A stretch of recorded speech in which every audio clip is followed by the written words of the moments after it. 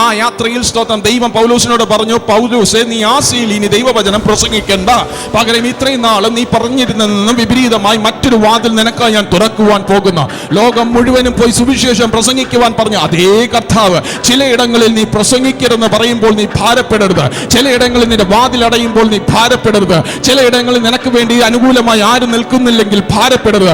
ദൈവം പറഞ്ഞിട്ടാണ് അത് സംഭവിച്ചതെങ്കിൽ, ദൈവം പറഞ്ഞിട്ടാണ് നീ പോകാതിരിക്കുന്നത് എങ്കിൽ, നിശ്ചയമായി മറ്റേതോ ഒരു വാതിൽ നിനക്കായി തുറന്നിട്ടിട്ട് ഈ വാതിൽ ദൈവം അടയ്ക്കത്തുള്ളൂ.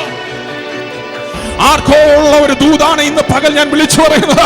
ഏതോ ഒരു വാതിൽ ദൈവം പറയാം, നീ ഇനി ആ വാതിലേക്ക് കയറേണ്ടത് ഞാൻ അടയ്ക്കുന്നു.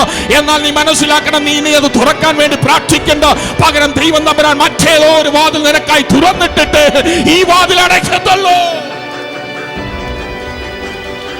ആസിയിലെ വാതിൽ അടഞ്ഞപ്പോൾ ദൈവത്തിന്റെ ദാസന് ദൈവത്തോട് പ്രാർത്ഥിക്കാൻ, കർത്താവേ, ഇനി എങ്ങനെയാണ് മറ്റൊരു ശുശ്രൂഷ, ഞാൻ ദൈവവേലയ്ക്ക് വേണ്ടി ഇറങ്ങിയതാണല്ലോ. ദൈവത്തോട് പ്രാർത്ഥിക്കുന്ന അർദ്ധരാത്രിയായപ്പോൾ ഒരു മക്കദോന്യമാനായ മനുഷ്യൻ പുരുഷൻ മുന്നിലേക്ക് കടന്നു വന്ന് തന്റെ മുമ്പിൽ കൈകൂപ്പിക്കൊണ്ട്, ഞങ്ങളുടെ പട്ടണത്തിലേക്ക് വരണമേ, ഞങ്ങളോട് സുവിശേഷം അറിയിക്കണമേ എന്നുള്ളൊരു ദർശനം കണ്ടപ്പോൾ ദൈവത്തിന്റെ പദ്ധതി എന്തെന്ന് പൗലോസിന് പിടികിട്ടി.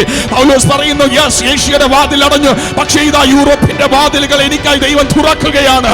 മക്കദോനിയയിലെ പ്രധാനപ്പെട്ട വാതിലാക്കുന്ന ഫിലിപ്പിയ പട്ടണത്തിന്റെ വാതിൽ എനിക്കായി ദൈവം തുറക്കുന്നു, എനിക്കായി ദൈവം തുറക്കുന്നു. പരിശുദ്ധാത്മാവ് നിന്നോട് എന്തെങ്കിലും എന്ന് പറഞ്ഞാൽ അതനുസരിപ്പാൻ നീ ചെവി കൊടുത്താൽ, ഹൃദയത്തിന്റെ പൂർണ്ണതയിലേക്ക് നീ കടന്നു വന്ന ആ ദൈവം നിന്നെ പൂർണ്ണതയിലേക്ക് നടത്തുകയല്ല, അവൻ വഴിയും തുറന്ന് അതിലേക്ക് നടത്തുവാൻ ദൈവം ശക്തനാണ്.